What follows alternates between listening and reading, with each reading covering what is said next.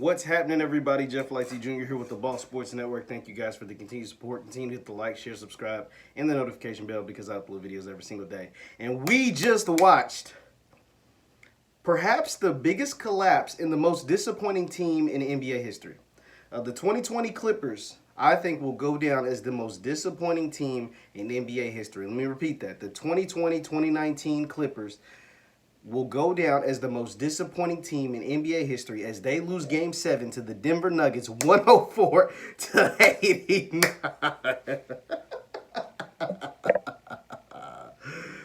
The 2020 Clippers are the most disappointing team in NBA history. Here's why. There's a bunch of teams you can point to. Most notably, the 2016 Warriors that were up 3-1 on LeBron in the finals to win the championship. But think about that. That team was in the finals. This team didn't even make it to the Western Conference Finals. This team was led by a Kawhi Leonard, who people have been telling me is the best player in the NBA. People have been telling me he is the best player in the NBA. People have been telling me he is the best player in the NBA. Better than LeBron, better than KD, better than Steph, better than Harden, better than everybody. Better than Giannis. He's the best player in the NBA. And then they have Paul George, who's supposed to be top 5, top 3 wing defenders, two-way players in the NBA. A guy that finished in the top 3 at MVP voting last season. That team couldn't beat a Denver Nuggets team who I don't even think has hit their prime yet. I don't even think this team is in their prime yet. Led by Jamal Murray and Nikola Jokic after the Clippers were up 3-1. After the Clippers are up 3-1 and led the 3 elimination games by 15 or more, by 13 or more.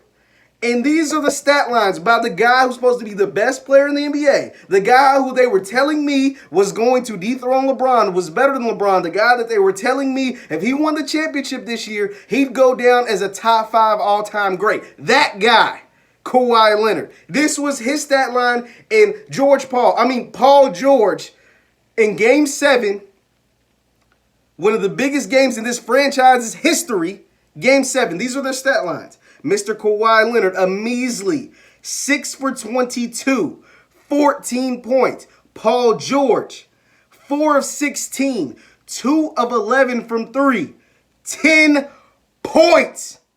Are you serious? That sound real bummish. Those are real bum statistics. In a Game 7, the biggest game in that franchise's history, Paul George, who they traded 5 first-round picks and Shai Gilgeous-Alexander to bring him to the Clippers. 5 of them. 5 first-round picks for 4 of 16, 2 for 11, and 10 points in an elimination game, in a Game 7, to send you to the Western Conference Finals. You don't even get to the finals. You don't make it to the finals. Just to send you to the Western Conference Finals. That's what your 5 first-round picks buys you, Steve Ballmer. That's what your 5 first-round picks buys you, Lawrence Frank, the GM. That's what your 5 first-round picks buys you, Kawhi Leonard, who said, I'm not coming to the Clippers unless you get me Paul George. That's what you asked for. Oh, but you shat the bed too. 6 of 22. Are you serious? Are you serious? This guy's better than LeBron James. This guy is better. Y'all got outplayed by Jamal Murray and Nikola Jokic. Jamal Murray, who wasn't even a top 5 pick in his own draft.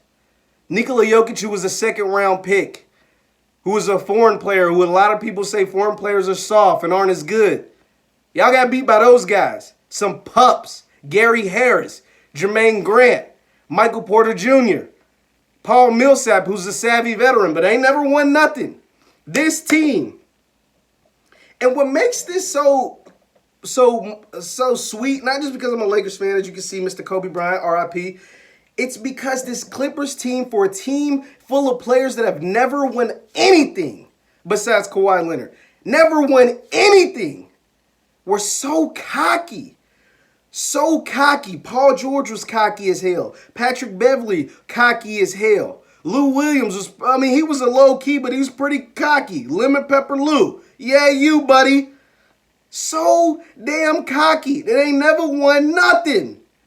come out and lays an egg in a Game 7 to go and face the king, the real king, LeBron James.